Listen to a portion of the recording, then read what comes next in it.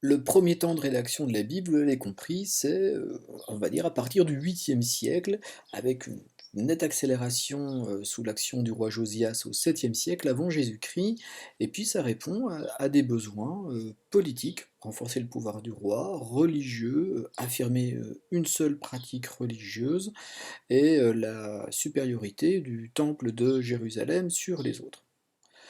Il y a d'autres temps forts dans l'histoire durant lesquels on va rédiger des textes bibliques. Alors, je vous donne un deuxième exemple avec cet extrait tiré du livre Les Psaumes. Alors, les psaumes, ce sont des prières euh, récitées, poétiques. Et puis, ce psaume que vous avez ici est le psaume numéro 137. Donc, c'est un des livres de la Bible qui s'appelle Les Psaumes.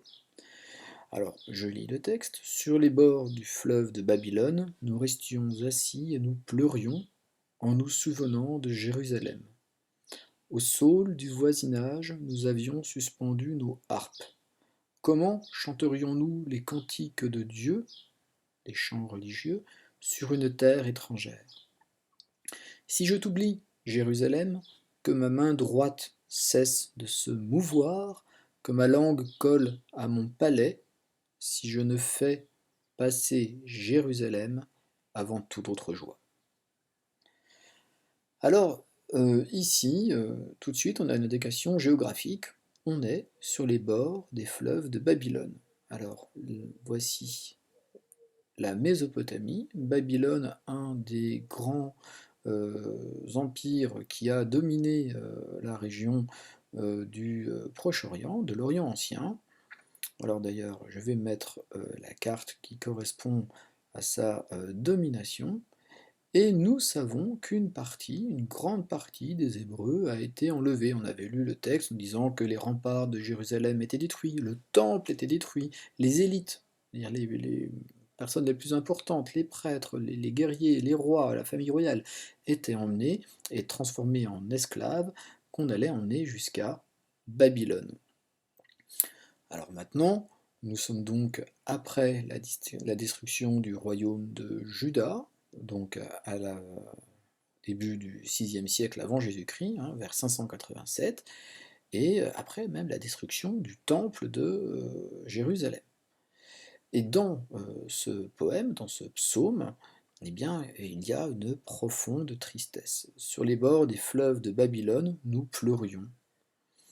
Nous pleurions en nous souvenant de Jérusalem. Ce sont des mots de personnes exilées, de personnes éloignées de leur pays, des personnes qui n'ont pas oublié d'où elles viennent. Et on pleure, il y a beaucoup de raisons de pleurer. Le pays a été perdu, le peuple est dispersé, il n'y a plus de royaume, il n'y a plus de temple, le temple lui-même a été détruit. Donc, au sol du voisinage, nous avions suspendu nos harpes, comment chanterions-nous les cantiques de Dieu sur une terre étrangère? Donc, on peut penser que, c'est ce que nous disent ces textes, une grande partie des textes sont écrits quelques siècles plus tard, quand eh bien, les Hébreux ont été privés de leur royaume de Juda. D'ailleurs, le mot qui devient courant pour les utiliser, pour les désigner, ce peuple hébreu, c'est le terme de juif, et qui vient du mot Juda. Les juifs, c'est ceux qui viennent de Juda. D'ailleurs, leur religion, on commence à la nommer sous le nom de judaïsme, la religion qui était pratiquée au royaume de Juda.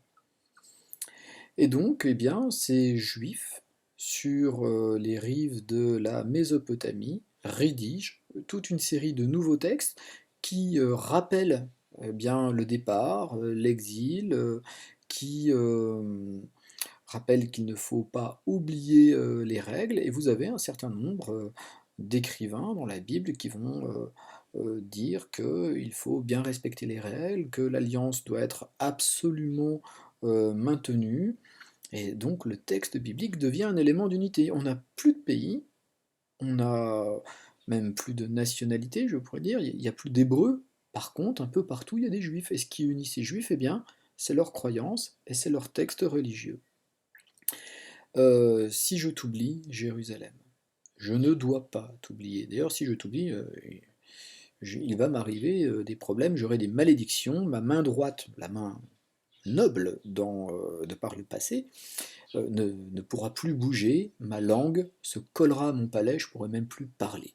Je dois faire passer Jérusalem avant toute autre joie. Donc, il y a une profonde mélancolie dans ce texte, mais moi ce que je trouve intéressant, c'est que ça nous apprend qu'on a rédigé la Bible à plusieurs périodes différentes. En fait, on l'a rédigé pendant très très longtemps.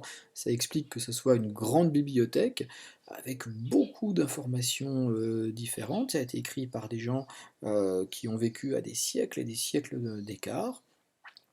Ça a été inspiré de textes sûrement très anciens, et cette rédaction, elle a duré jusqu'au 1er siècle après Jésus-Christ. Alors maintenant, eh bien, on va pouvoir passer au résumé. Ça sera la dernière partie pour aujourd'hui.